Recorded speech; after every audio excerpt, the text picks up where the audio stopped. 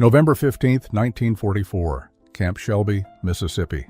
In a small infirmary at the edge of a prisoner of war compound, a 23-year-old German woman named Gisela Hartmann sat trembling on an examination table, her eyes fixed on a small glass bottle filled with what she was certain was human blood.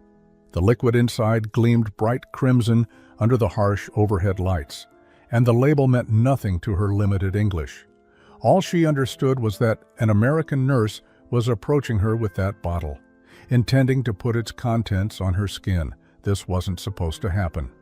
When Gisela had joined the Women's Auxiliary Corps 2 years earlier in Berlin, they had told her that if she was ever captured, she should expect interrogation, perhaps imprisonment. But nothing like this, nothing that involved mysterious red liquids and medical procedures she couldn't understand.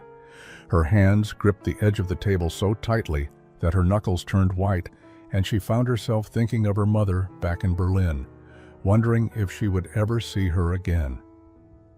Lieutenant Opal Pritchard, the camp's medical officer from Arkansas, had seen fear in prisoners' eyes before, but this was different. This young German woman looked absolutely terrified, and all Opal was trying to do was treat a simple cut on her arm. The wound wasn't serious, just a scrape from the barbed wire fence during the transport to the compound, but it needed cleaning and antiseptic to prevent infection. She held up the bottle of Mercurochrome, the standard red antiseptic used in every American medical facility, and tried to explain in simple English what she was about to do. But Gisela didn't hear explanation. She heard threatening words in a foreign language, while a woman in an enemy uniform held what looked like a bottle of blood. Everything the Reich had told her about American brutality seemed to be coming true in this moment. She had heard whispers among the other prisoners during the long journey across the Atlantic, rumors about what Americans did to capture German soldiers, stories that grew more horrific with each retelling. And now here was the proof, gleaming red in a small glass bottle.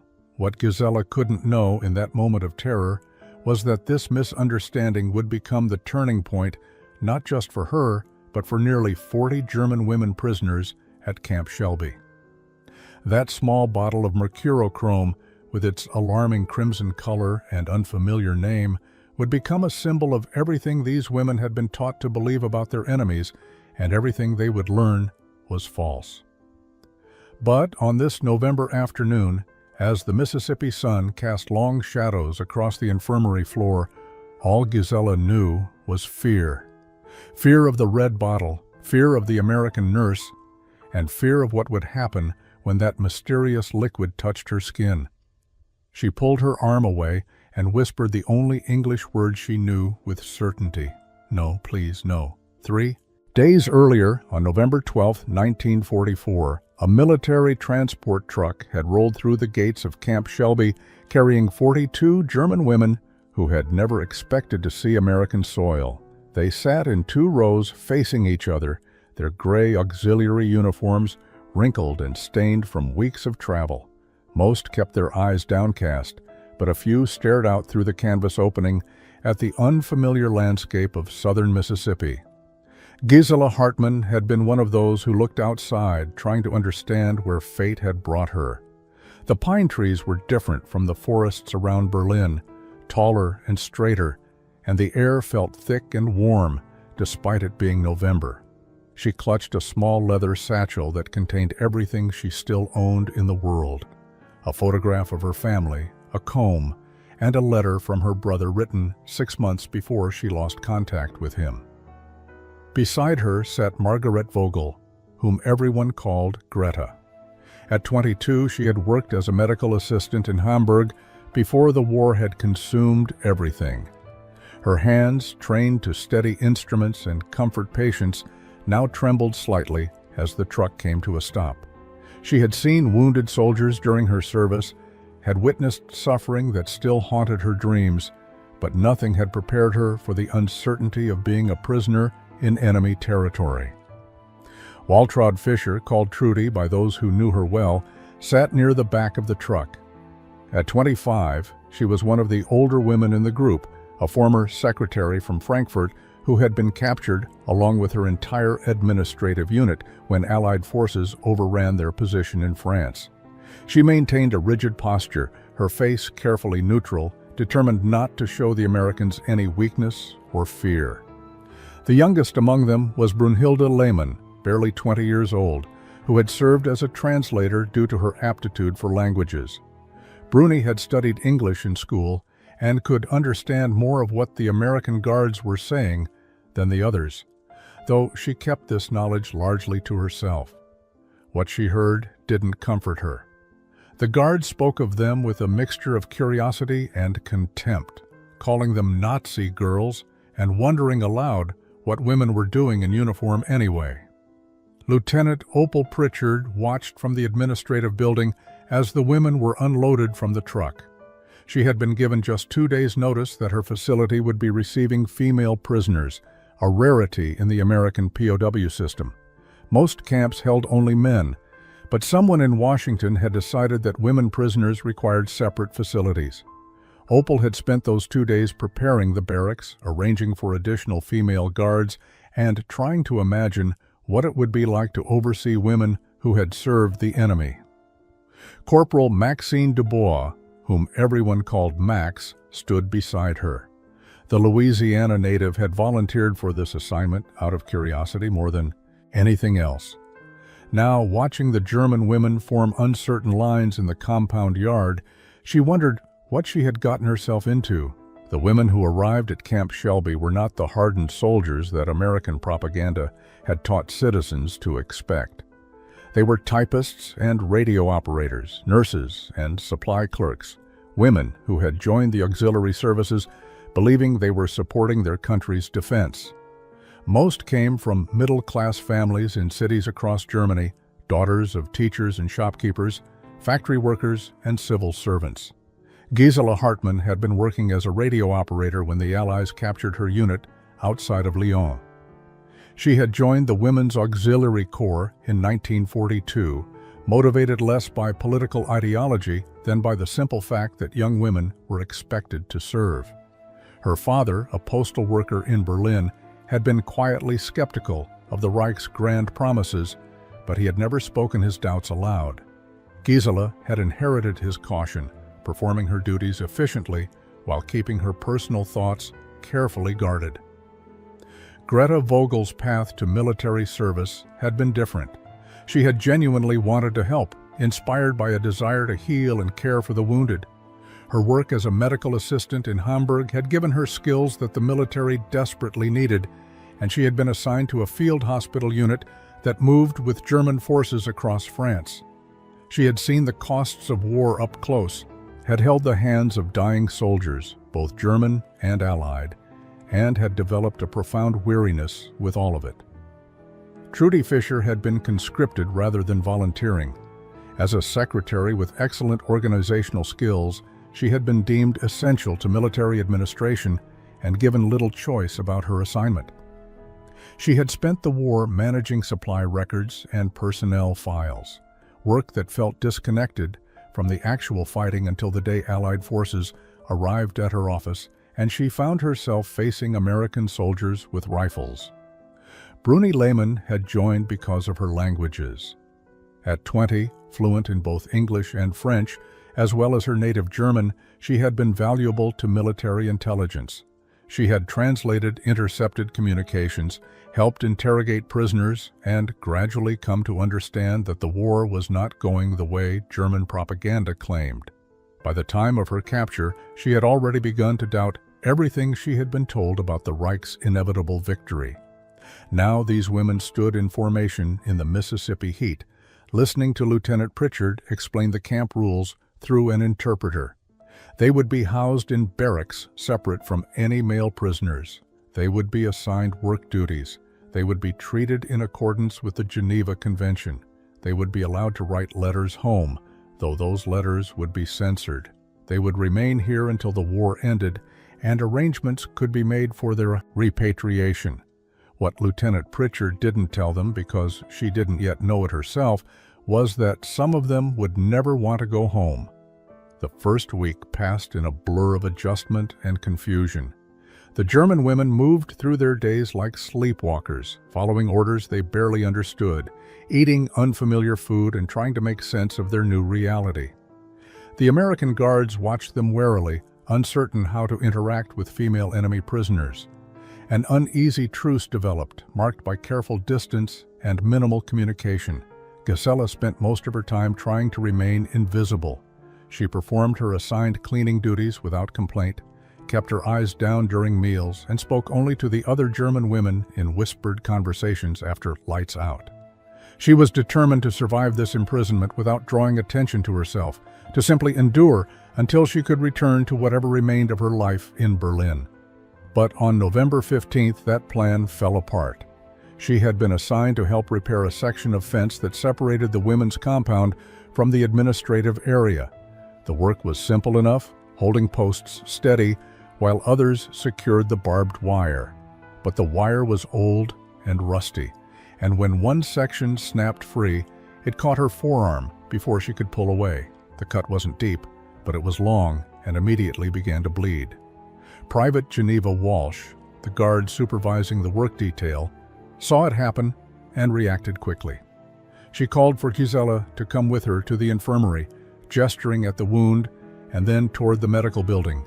Gisela understood the gesture, if not the words, and she followed, pressing her other hand against the cut to slow the bleeding.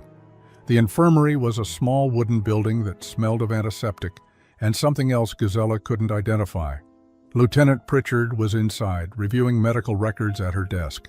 She looked up when Geneva brought Gisela in, assessed the situation immediately, and directed the young German woman to sit on the examination table. Opal Pritchard had treated hundreds of wounds during her years as a nurse, from minor scrapes to life-threatening injuries. This cut required nothing more than cleaning, antiseptic, and a bandage. She gathered her supplies efficiently, filling a basin with water, retrieving clean gauze, and reaching for the bottle of Mercurochrome that sat on the supply shelf.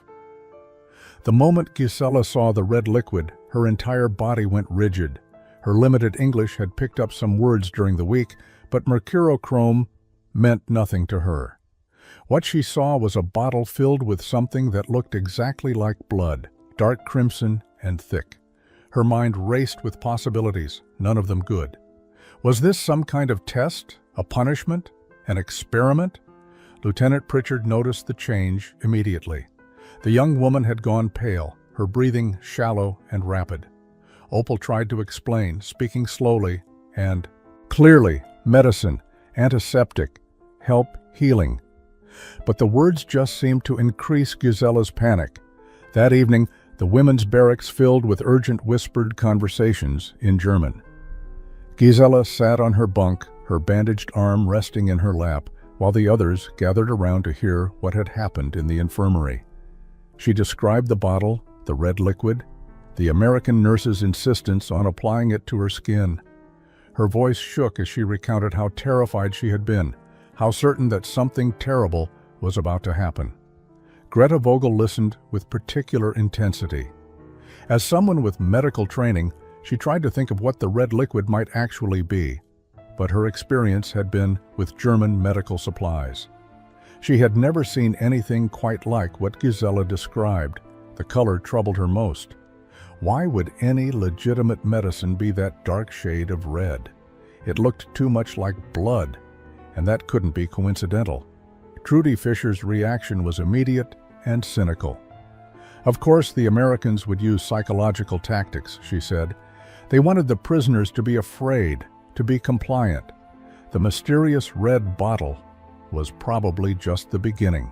She reminded the others of stories they had all heard during their service, propaganda about American cruelty and barbarism. Perhaps those stories hadn't been propaganda after all, but Bruni Lehman had caught something the others had missed. She had been close enough to the infirmary earlier that day to hear some of the conversation between Lieutenant Pritchard and Private Walsh. The American nurse had seemed genuinely confused by Gisela's reaction, not cruel or threatening. Bruni mentioned this quietly, but her observation was drowned out by the rising tide of fear and speculation. Within hours, the story had spread through the entire compound. Each retelling added new details, new interpretations, new reasons for fear. Some women claimed they had seen other prisoners taken to the infirmary and returning with strange red stains on their skin. Others insisted they had heard screams coming from the medical building, though no one could say exactly when. The red bottle became a symbol of everything unknown and threatening about their captivity. By the next morning, 3 women had developed mysterious ailments that they insisted didn't require medical attention. A fever that wasn't quite high enough to be concerning. A persistent cough that seemed worse when guards were nearby, but improved when they left. A twisted ankle that the woman could still walk on, just not very well. Lieutenant Pritchard recognized the pattern immediately. They were afraid of the infirmary. Corporal Max Dubois found the situation both frustrating and oddly touching. These women were so terrified of a simple antiseptic that they would rather suffer than seek treatment. She tried to explain to Lieutenant Pritchard that Mercurochrome's color was probably the problem, that to someone unfamiliar with American medical supplies, it might look alarming, but Opal was already dealing with a more immediate concern. One of the prisoners had developed what looked like the early stages of bronchitis, and she was refusing to come to the infirmary for examination. The standoff had begun. The German women whispered about the red bottle and avoided medical care. The American staff grew increasingly concerned about untreated illnesses spreading through the compound. And in the middle of it all, a simple bottle of antiseptic sat on a shelf, its crimson contents becoming more mysterious and threatening with each passing day. Corporal Maxine Dubois had grown up in a small town outside Baton Rouge, Louisiana, the daughter of a Creole seamstress and a French-speaking fisherman. She had learned early in life that misunderstandings between different groups of people were usually based on fear of the unfamiliar, and that patience and clear communication could solve most problems. But this situation with the German women and the red bottle was testing even her considerable reserves of both qualities. Max had volunteered for service as a military nurse after Pearl Harbor, driven by a desire to contribute to the war effort and escape the limited opportunities available to young women in her hometown. She had expected to be sent overseas, perhaps to field hospitals in Europe or the Pacific. Instead, she had been assigned to Camp Shelby, treating everything from training injuries to the occasional illness among the guards and administrative staff. The arrival of female German prisoners had been the most interesting thing to happen in months. She found herself fascinated by the women, particularly by the obvious intelligence and education many of them possessed. Gisella's careful, watchful demeanor reminded Max of her own younger sister, always observing before acting. Greta's medical knowledge, even limited by language barriers, was evident in how she assessed other prisoners' minor complaints.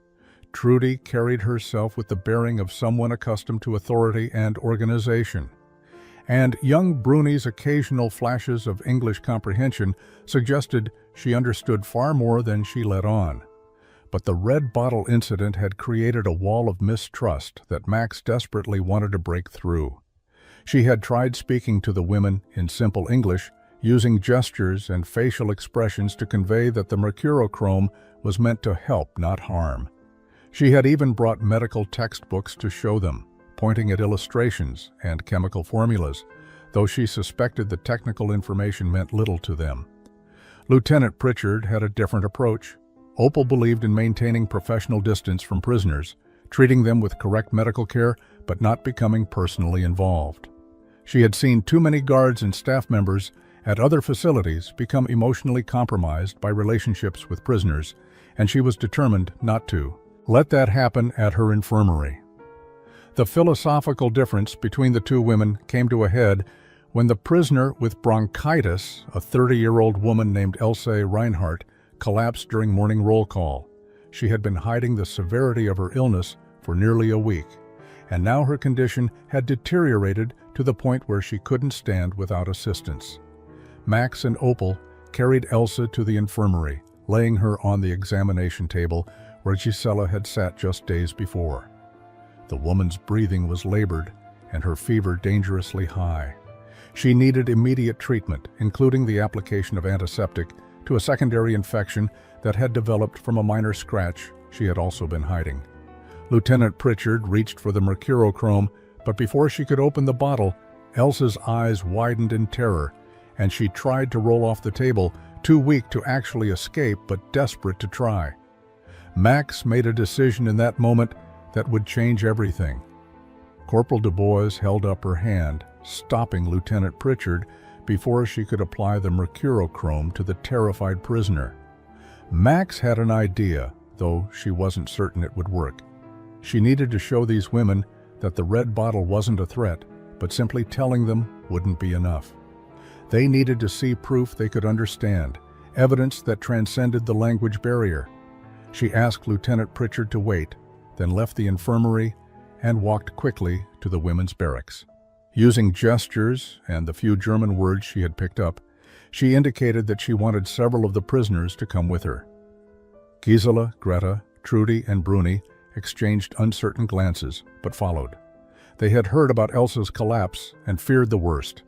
When they entered the infirmary and saw Elsa on the examination table, pale and struggling to breathe, their immediate instinct was to help their fellow prisoner. But they froze when they saw Lieutenant Pritchard holding the red bottle. Max positioned herself between the German women and Opal, then did something that made the lieutenant's eyes widen in surprise. She took the Mercurochrome bottle from Opal's hands, opened it carefully, and tilted it so the watching prisoners could see the liquid inside. Then, maintaining eye contact with Gisela, she deliberately poured a small amount onto her own palm. The red liquid pooled in her hand, bright and alarming against her brown skin.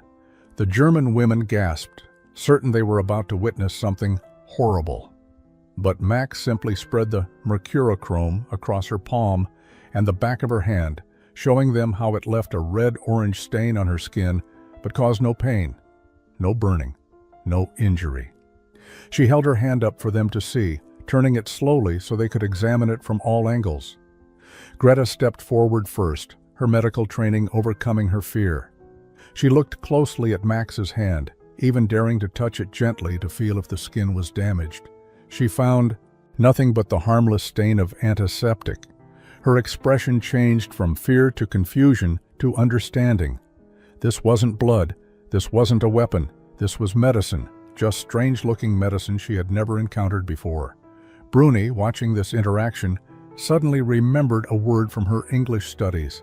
Antiseptic, she said quietly. For wounds, clean. The other German women looked at her, and she repeated it in German, explaining what she thought the red liquid actually was.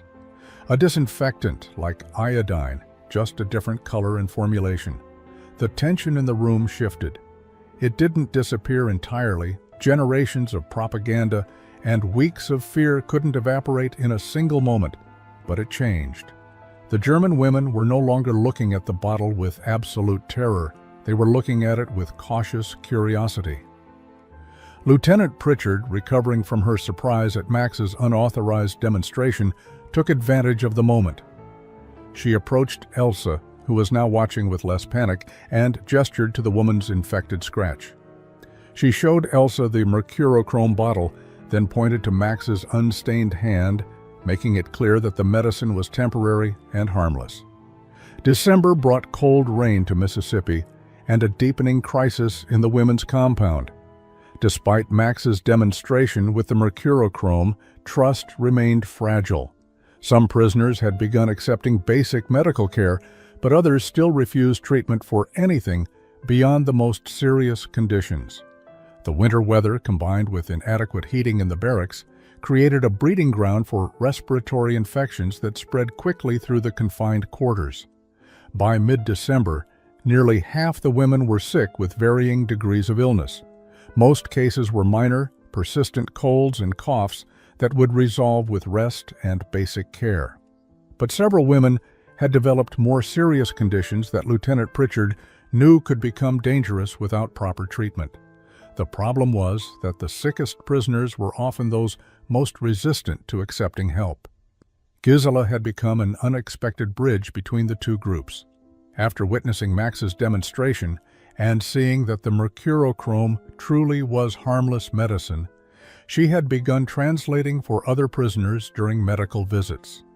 Her careful nature made her credible to the German women, while her growing willingness to work with the Americans made her valuable to the staff. She found herself in an uncomfortable middle position, trusted by neither side completely, but needed by both. The situation reached its breaking point 10 days before Christmas, when Trudy Fisher collapsed during evening meal. The 35-year-old had been fighting pneumonia for more than a week, hiding the severity of her condition out of stubborn pride and lingering distrust of American medical care. She had convinced herself that she could recover through willpower alone, that accepting help from the enemy was a form of weakness or betrayal. When she fell, her breathing was so labored that even the most skeptical prisoners recognized the emergency. Greta and Bruni carried her to the infirmary, while someone ran to fetch Lieutenant Pritchard, who had already left for the day. Max arrived within minutes, took one look at Trudy's gray pallor and struggling respirations, and knew this was beyond the scope of basic camp medical care. She sent Private Walsh to telephone for the camp doctor, a civilian physician from nearby Hattiesburg, who served as consultant for serious cases. Dr. Bernard Feldman arrived an hour later, examined Trudy and confirmed Max's assessment. Severe pneumonia, possibly complicated by pleurisy. The woman needed hospitalization, aggressive antibiotic treatment, and round-the-clock nursing care that the small camp infirmary couldn't provide. But there was a problem. The nearest hospital willing to treat enemy prisoners was in Jackson, more than 60 miles away. The roads were poor, made worse by recent rain, and Trudy was too unstable for a long transport. Dr. Feldman made the decision to treat her at the camp, converting one corner of the infirmary into a makeshift hospital room. He would return twice daily to monitor her condition, but the bulk of the nursing care would fall to Lieutenant Pritchard and Corporal Dubois. And that care would require extensive use of Mercurochrome and other medications that still frightened many of the German prisoners. Trudy's survival would depend not just on medical treatment, but on whether her fellow prisoners could overcome their remaining fears enough to let the Americans help. Trudy Fisher lay in the infirmary bed fighting for each breath, her fever spiking dangerously high despite the ice baths and medications. Lieutenant Pritchard had moved a cot into the infirmary to monitor her patient through the night, while Max took shifts during the day. The two nurses worked with quiet efficiency, but both knew they were in a race against time and infection. The German women responded to Trudy's crisis in ways that surprised the American staff. They organized themselves into a rotation of visitors, 2 at a time, sitting quietly beside her bed and speaking soft words of encouragement in German. They brought small comforts from the barracks, a worn photograph of Trudy's family, a handkerchief embroidered with her initials, a book of poetry she had carried from Frankfurt. Greta proved invaluable during this period. Her medical training allowed her to assist Lieutenant Pritchard in ways that transcended language barriers. She understood vital signs, recognized the symptoms of complications before they became critical, and could anticipate what supplies would be needed. Opal found herself working alongside the German woman with an ease that would have seemed impossible just weeks earlier. The crisis also brought Bruni's language skills fully into the open. She stopped pretending her English was limited and began translating medical explanations and instructions with careful precision. Her ability to communicate between the nurses and the sick woman made treatment far more effective. Trudy could understand what was happening to her body and why certain procedures were necessary. On the third night of Trudy's illness, her fever reached 105 degrees. Dr. Feldman had warned that if they couldn't break the fever soon, brain damage or death became increasingly likely. Lieutenant Pritchard prepared an alcohol bath while Max gathered ice from the mess hall. They needed to cool Trudy's body temperature quickly, and the treatment would be uncomfortable and frightening. Gisela sat beside the bed, holding Trudy's hand and explaining what the nurses were about to do. The sick woman, delirious with fever, kept repeating the same phrase in German, "Not the red bottle, not the blood." Bruni translated, and Max felt her heart break a little. Even in her delirium, Trudy was still afraid of the Mercurochrome. Max made a decision then. She asked Bruni to explain to Trudy exactly what Mercurochrome was, where it came from, why it was red, how it worked. Bruni translated the information carefully, adding her own reassurances based on what she had learned. The red color came from mercury and bromine compounds. It had been used in American medicine for decades. It prevented infection by killing bacteria. Trudy's fevered eyes focused briefly on Max's face. The corporal was holding a cloth soaked in the antiseptic, ready to clean a new wound on Trudy's arm where an injection site had become irritated. In that moment, through the fog of illness, Trudy had to make a choice. Trust or resist, accept help or cling to fear. She closed her eyes and nodded slightly. Max applied the Mercurochrome gently while Greta held Trudy's other hand. The red stain spread across pale skin, marking the moment when fear began its final retreat. The morning after Trudy's fever broke, something shifted in the compound.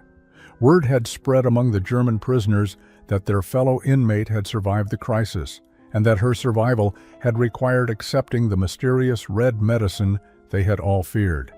The women began asking questions through Bruni and Gisela, wanting to understand what Mercurochrome actually was, and why Americans used something that looked so alarming. Lieutenant Pritchard recognized an opportunity.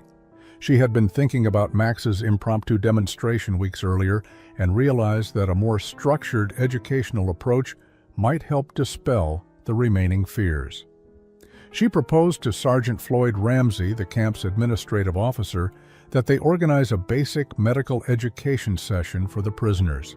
He was skeptical at first, concerned about fraternization and security, but eventually agreed to a supervised gathering. The session was scheduled for December 20th in the mess hall. Attendance was voluntary, but nearly 30 of the 42 women showed up, driven by curiosity and the example of Trudy's recovery. Lieutenant Pritchard had prepared carefully, gathering various medical supplies and arranging for Bruni to provide translation. She began with the basics. She showed them standard bandages, explaining their purpose and demonstrating their use. She displayed bottles of aspirin, describing how they reduced fever and pain. She presented iodine, another antiseptic, and let them see how it stained skin a different color. Each item was passed around the room so the women could examine it closely, touch it, smell it, satisfy themselves that there was nothing sinister hidden in these ordinary medical supplies. Then she brought out the Mercurochrome. The room tensed, old fears not entirely forgotten. But this time Lieutenant Pritchard had a different approach. She had asked Greta, whose medical background made her credible to the other prisoners, to assist with the demonstration. Together they explained the chemical composition of Mercurochrome, its history of use in American medicine, and why its red color, while startling, was simply a result of the compounds used in its manufacture. Max volunteered to demonstrate again, this time applying the antiseptic to a small scratch on her forearm while explaining each step. Then she asked if anyone else would be willing to try it on themselves, to see firsthand that it caused no pain or harm. The room fell silent. No one wanted to be the first to volunteer. Finally, Gisela stood up. Her arm still bore a faint red-orange stain from when the Mercurochrome had been applied to her cut weeks earlier. She had been the first to fear it, and now she would be the first to accept it voluntarily. She walked to the front of the room and held out her hand to Lieutenant Pritchard. Opal applied a small amount of the antiseptic to Gisela's palm, explaining each step through Bruni's translation. The red liquid spread across skin, staining but not burning, marking but not harming. Gisela looked at her palm, then at the watching women, then back at Lieutenant Pritchard. She spoke in careful English that she had been practicing. Not blood, medicine. Thank you. The demonstration marked a turning point, but trust built slowly, one small decision at a time. In the days following the medical education session, more women began accepting treatment for minor ailments they had been hiding. A sprained wrist was finally examined and properly wrapped. A persistent rash received the ointment it needed. A tooth infection was treated before it could become dangerous. Greta became Lieutenant Pritchard's unofficial assistant, helping with basic nursing tasks and translating medical terms that Bruni's vocabulary didn't include. The two women developed a professional rhythm, working side by side in the infirmary with an efficiency that impressed even skeptical Sergeant Ramsay. Greta's knowledge of wound care and her gentle manner with frightened patients made her invaluable. But the real test came when Anna Brecht, a 19-year-old prisoner who had remained deeply suspicious of all American medical care, developed a severe infection in her hand. She had cut herself while working in the camp laundry, and the wound had festered for days before anyone noticed. By the time Greta saw it, red streaks were climbing up Anna's arm, the telltale sign of blood poisoning spreading. Greta brought Anna to the infirmary immediately, her urgency transcending any language barrier. Lieutenant Pritchard took one look at the infection and knew they were facing another crisis. The wound needed to be opened, drained, cleaned thoroughly, and treated with aggressive antiseptic application. Without prompt treatment, the infection could reach Anna's bloodstream and become life-threatening. The problem was that Anna was terrified. She had watched Trudy's illness from a distance, had attended the medical demonstration reluctantly, but had never fully accepted that American medicine could be trusted. Now she sat on the examination table trembling, staring at the bottle of Mercurochrome like it was a weapon aimed at her heart. Max tried reasoning with her through Bruni's translation, explaining the danger of untreated blood poisoning, describing what would happen if the infection continued to spread. But Anna kept shaking her head, pulling her infected hand against her chest protectively. She would rather take her chances with the infection than submit to treatment she didn't understand. Gisela, who had been waiting nearby for a routine check on her healed cut, heard the commotion and came to investigate. She saw Anna's fear and recognized it immediately as the same terror she herself had felt weeks earlier. She asked Bruni what was happening, listened to the explanation, then made a decision. She sat down beside Anna on the examination table and began speaking to her in rapid German, her voice firm but compassionate. Bruni translated for the American nurses. Gisela was telling Anna about her own experience, about her fear of the red bottle, about how that fear had been based on misunderstanding rather than reality. She showed Anna her arm, where the cut had healed cleanly with no scarring, no damage, nothing but healthy skin where the Mercurochrome had been applied. Anna listened but remained unconvinced. Words were not enough to overcome weeks of propaganda and deeply ingrained fear. Gisela understood that Anna needed more than explanations. She needed to see someone she trusted accept the treatment first, someone who shared her background and her fears. So Gisela made an offer that surprised everyone in the infirmary. She asked Lieutenant Pritchard to make a small cut on her own arm and treat it with Mercurochrome while Anna watched. Lieutenant Pritchard started to object. There was no medical reason to cut healthy skin, and the request seemed excessive. But Max intervened, recognizing the deeper significance of what Gisela was proposing. This wasn't about medicine anymore, it was about trust, about one prisoner showing another that accepting help from former enemies wasn't betrayal, but survival. Opal reluctantly agreed, making the smallest possible incision on Gisela's forearm, just deep enough to require antiseptic treatment. Gisela didn't flinch, keeping her eyes on Anna's face the entire time. When Lieutenant Pritchard applied the Mercurochrome, the familiar red stain spreading across skin, Gisela spoke quietly to Anna in German. Bruni translated.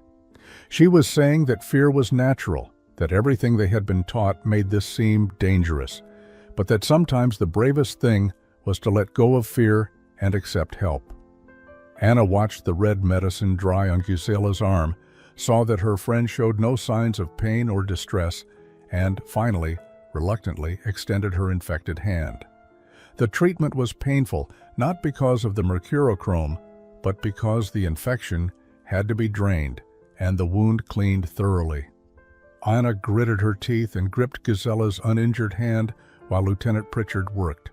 When the Mercurochrome was finally applied, covering the cleaned wound in that alarming crimson stain, Anna stared at it with a mixture of fear and fascination. Within 2 days, the infection began to recede. The red streaks faded, the swelling decreased, and Anna's fever broke. She returned to the infirmary for daily wound care, and each time she accepted the Mercurochrome treatment with a little less hesitation. By the end of the week, she was asking questions about how the medicine worked, wanting to understand the science behind the healing. Her transformation didn't go unnoticed.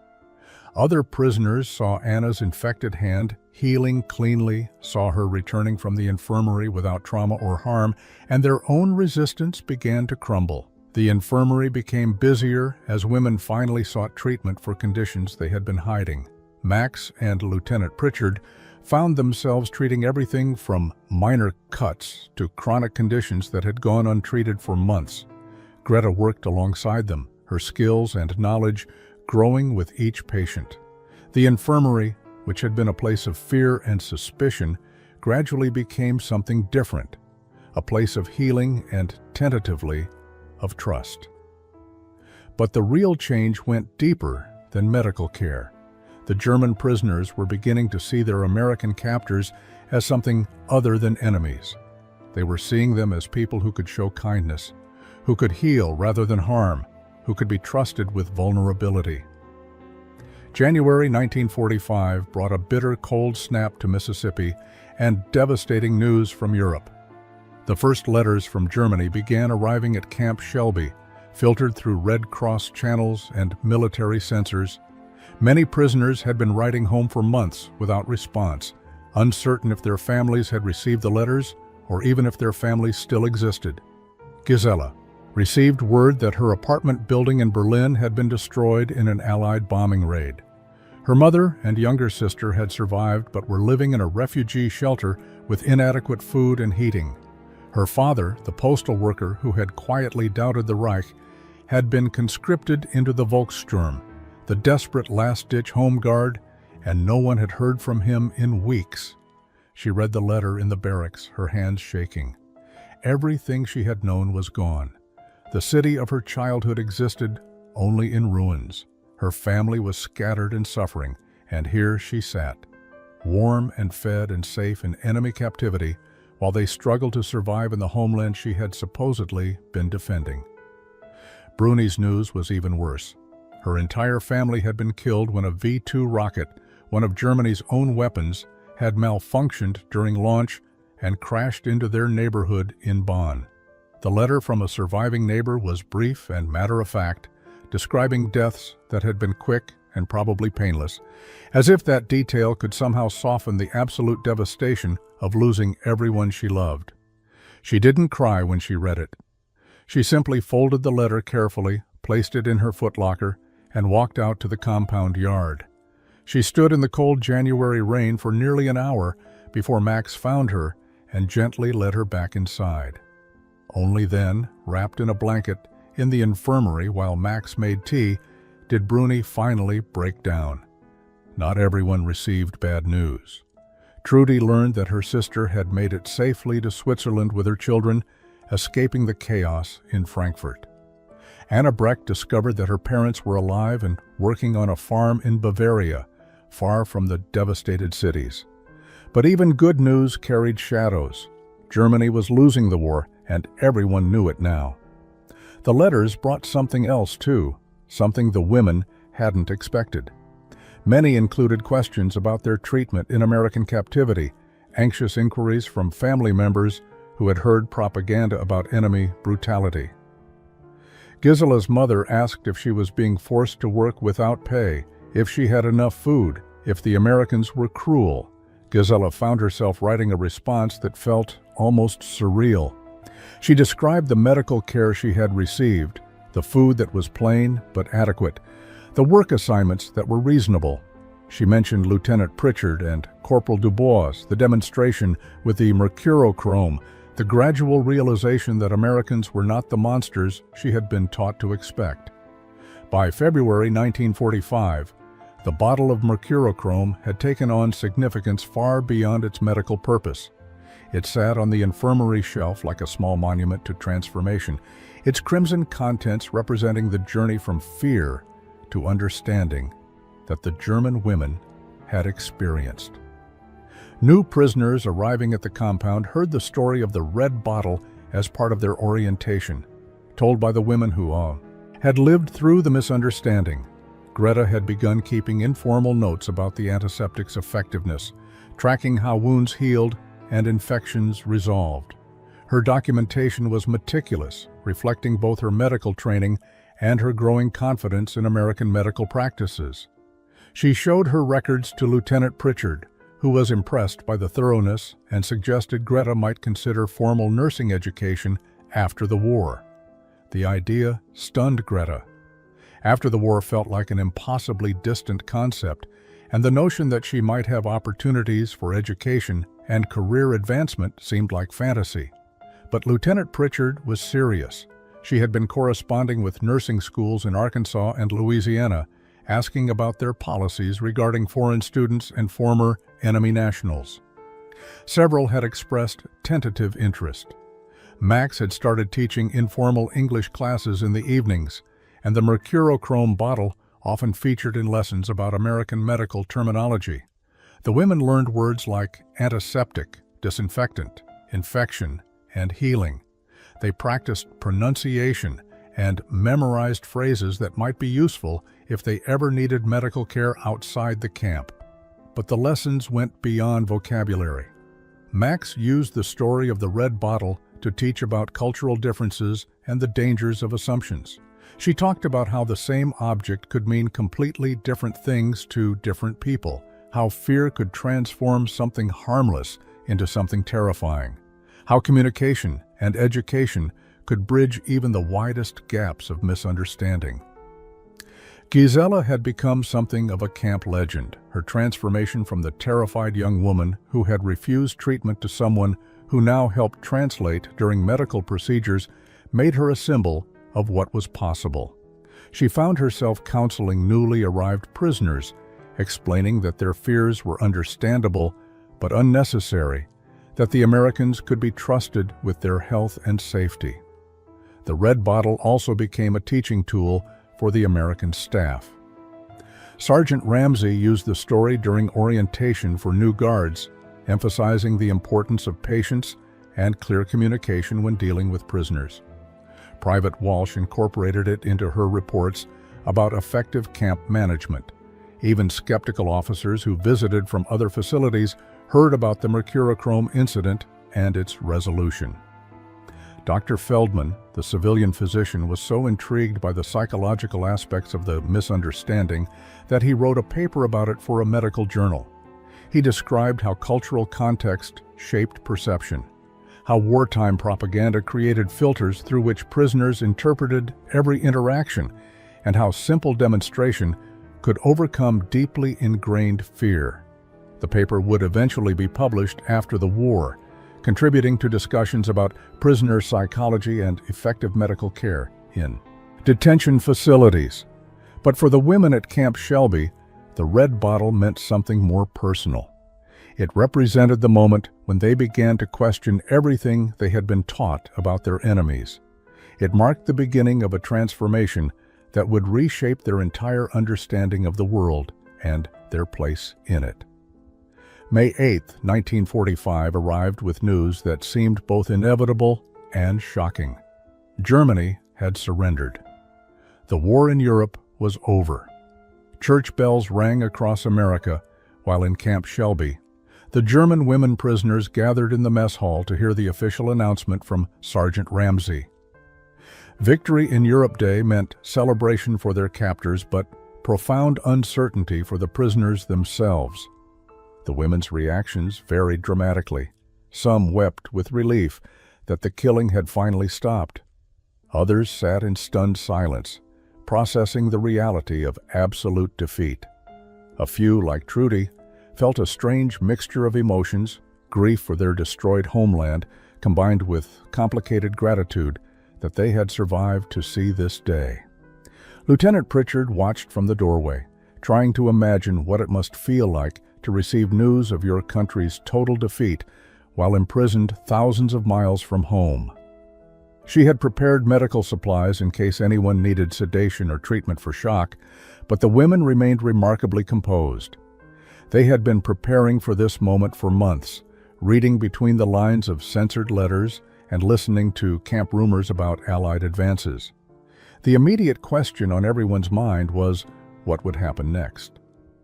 Repatriation procedures would begin, but when and how remained unclear. Germany was occupied, divided into zones controlled by different Allied powers. Many cities existed only as rubble.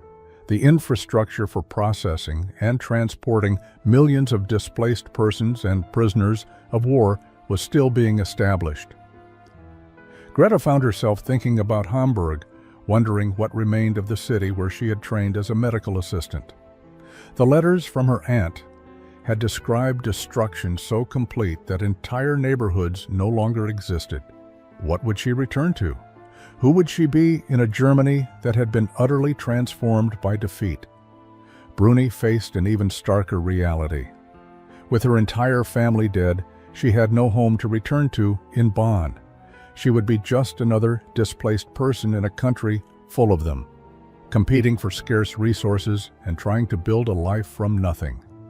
The thought terrified her more than captivity ever had. Gisella's letters from her mother had become increasingly desperate. Food was scarce, medical care nearly non-existent, and the Soviet occupation of Berlin had brought new fears and dangers. Her mother had written, carefully coded to pass censorship, that conditions were deteriorating and that Gisela might want to delay her return as long as possible. Anna Brecht was one of the few who genuinely wanted to go home. Her parents needed her help on the farm in Bavaria, and she felt guilty for every day she remained in American captivity while they struggled. She had already written to request immediate repatriation as soon as procedures were established. In the days following the surrender announcement, Lieutenant Pritchard held individual meetings with each prisoner to assess their health status and discuss repatriation plans. She was surprised by how many women expressed reluctance about returning immediately. They cited practical concerns about destroyed cities and missing family members. But Opal sensed something deeper. These women had found something in captivity that many of them hadn't expected to find: stability, safety, and purpose. The infirmary had become a strange haven during the uncertain transition period. Women came for minor complaints that probably didn't require medical attention, just seeking the comfort of familiar routine. The formal repatriation announcement came on June 1, 1945. All German prisoners of war would be processed through displaced persons camps in Europe before being released to return to their homes. Transportation would be arranged within 6 to 8 weeks. The women should prepare to leave Camp Shelby by mid-July. That evening, the barracks filled with intense discussions about what returning to Germany would actually mean. Trudy argued that they had a duty to help rebuild their country, that running away from the devastation would be cowardly. Anna Brecht agreed, insisting that families needed their daughters and sisters, that Germany needed every able-bodied person willing to work. But Greta voiced what others were thinking, but afraid to say. What if they didn't want to go back? What if the Germany they returned to was so different from the country they had left that they would be strangers there? What if they had learned things in American captivity that made them fundamentally incompatible with whatever new society was emerging from the ruins? Bruni was blunt. She had nothing to return to. Her family was dead, her city destroyed, and her skills as a translator would be worthless in an occupied country where everyone would need to learn the languages of their conquerors anyway. Why return to nothing when she might build something here? The conversation turned to practicalities. Could they even stay if they wanted to? What legal status would they have? How would they support themselves? Where would they live? the questions multiplied faster than anyone could answer them. Gisela had been thinking about this constantly since receiving her mother's last letter. The message had been clear, even through the careful wording required to pass censorship. Berlin was dangerous, especially for young women. Her mother wanted her to stay away until conditions improved. But how long would that take? Months? Years? A lifetime? She thought about what she had learned at Camp Shelby, not just English and medical terminology from Max's classes, but deeper lessons about different ways of organizing society, treating people with dignity, and building trust across enemy lines. She thought about Lieutenant Pritchard's suggestion that Greta pursue nursing education and wondered if similar opportunities might exist for others. Most of all, she thought about the red bottle. That small container of Mercurochrome represented everything she had discovered about the gap between propaganda and reality. She had been taught that Americans were cruel, barbaric, interested only in domination and destruction. Instead, she had found people who healed wounds, showed patience with frightened prisoners, and created opportunities for redemption and growth. 3 days after the repatriation announcement, Gisela asked Bruni to help her write a letter to Sergeant Ramsey. The request was unusual, probably unprecedented, but she had to ask. She wanted to know if there was any possibility of remaining in the United States rather than accepting immediate repatriation. Bruni stared at her. "Are you serious? This is what you want?" Gisela nodded. She explained her reasoning, her family situation, her belief that she could contribute more by staying and eventually helping from a position of stability rather than returning to chaos and scarcity. Gisela's letter triggered a bureaucratic cascade that reached all the way to Washington. The War Department had procedures for prisoner repatriation, but no clear policy regarding prisoners who requested to remain in the United States. Her case was unusual enough that it required consultation with the State Department, the Immigration and Naturalization Service, and legal advisors specializing in international law. While officials debated her request, other women came forward with similar petitions. Bruni submitted paperwork citing her lack of family and the destruction of her home city. Greta applied based on her desire to continue medical education and her sponsorship offer from Lieutenant Pritchard's family in Arkansas. Within 2 weeks, 11 of the 42 prisoners had formally requested permission to remain. The local community's reaction was mixed. Some newspapers ran editorials questioning why Nazi prisoners should receive special treatment when American soldiers were still fighting in the Pacific. Others, particularly church groups that had interacted with the women through Red Cross programs, wrote letters of support. The debate reached beyond Mississippi, becoming a national conversation about forgiveness, redemption, and America's role in the post-war world. Sergeant Ramsey found himself managing a media circus he had never anticipated. Reporters from newspapers in Jackson, New Orleans, and even New York requested interviews with the German women who wanted to stay. He denied most requests, but allowed one carefully supervised press conference where Gisela, speaking in heavily accented but clear English, explained her reasoning.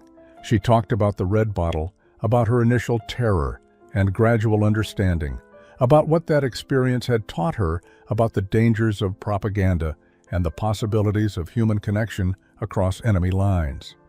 Her sincerity impressed even skeptical journalists, and several newspapers ran sympathetic stories about the transformations happening at Camp Shelby. The breakthrough came from an unexpected source. Mrs. Eleanor Henderson, the wife of a Mississippi congressman, had been volunteering with the Red Cross program at the camp. She had befriended several of the German women and was moved by their stories. She convinced her husband to introduce legislation creating a special immigration category for former enemy prisoners who could demonstrate genuine transformation and secure American sponsors.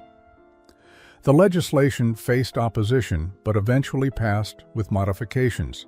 It allowed up to 25 former German prisoners from Camp Shelby to apply for displaced person status and eventual permanent residency, provided they could prove they had renounced Nazi ideology, secure employment and housing, and find American citizens willing to sponsor them.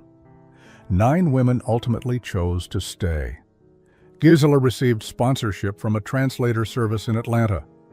Greta enrolled in nursing school in Little Rock with Lieutenant Pritchard's family as her sponsors. Bruni found work teaching German at a small college in Tennessee. The others secured positions ranging from domestic service to factory work, each finding Americans willing to give them a second chance. The 33 women who chose repatriation left Camp Shelby in late July. The departure was emotional, with tears and embraces between those staying and those leaving.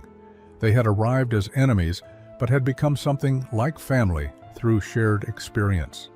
28 years after that November day, when Gisela Hartman first saw the red bottle and thought it was blood, she stood in the arrivals hall at Hartsfield Airport in Atlanta, waiting for a special visitor.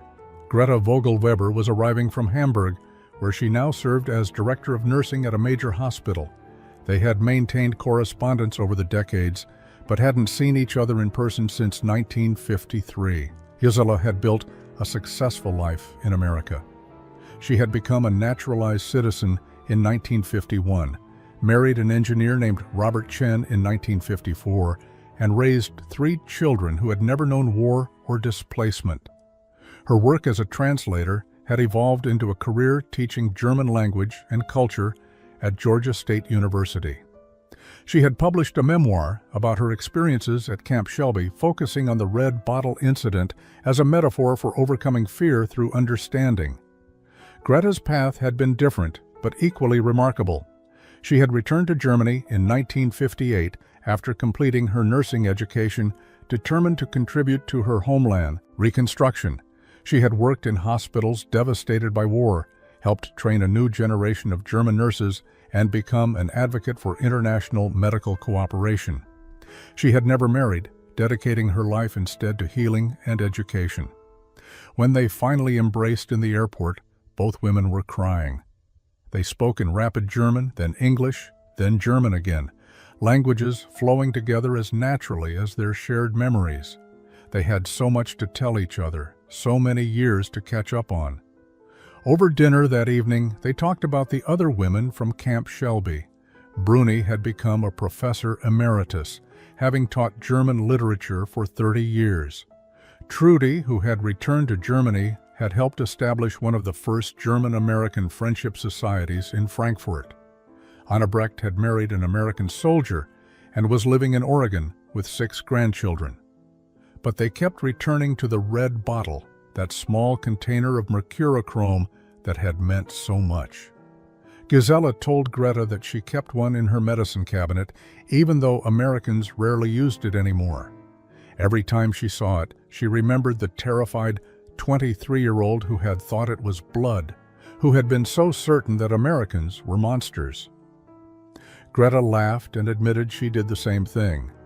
In Hamburg, Mercurochrome was considered old-fashioned, replaced by newer antiseptics, but she kept a bottle in her office as a reminder. Patients sometimes asked about it, and she would tell them the story of how a simple misunderstanding had changed her life. They talked about Lieutenant Pritchard, who had passed away in 1968, and Max Dubois, who still sent Christmas cards from Louisiana. They discussed Sergeant Ramsey, who had written a book about his experiences managing the women's compound.